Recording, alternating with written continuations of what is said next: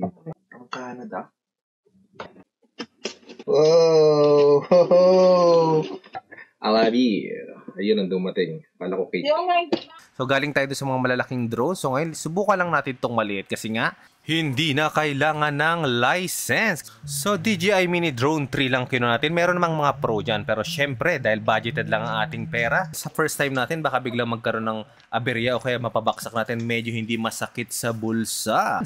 Okay, yan. Zip na natin. Ano bang meron dito? Ayun na sila sa loob. Nagkasya dito sa maliit na bag na to. So ayun yung pinaka-charging wire natin.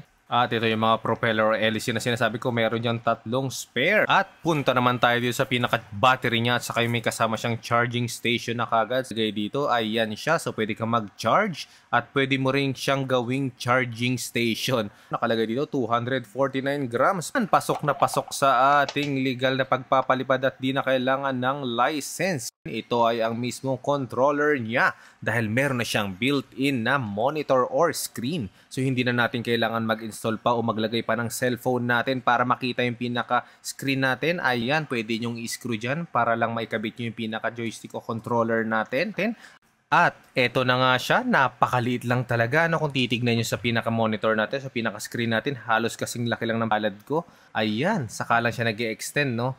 Kaya pala napapalit dahil natutupi mo siya ng ganyan. Ako. Ayan, sa likod dito, makita nyo may charger dyan. Meron din siyang battery. So, merong protective o merong shield dyan sa unahan para sa pinaka-gimbal natin. Ayan. So, kasi napakadelikado yung gimbal na yan. Napakaliit lang niya pero napakatindi ng mga kuha yan.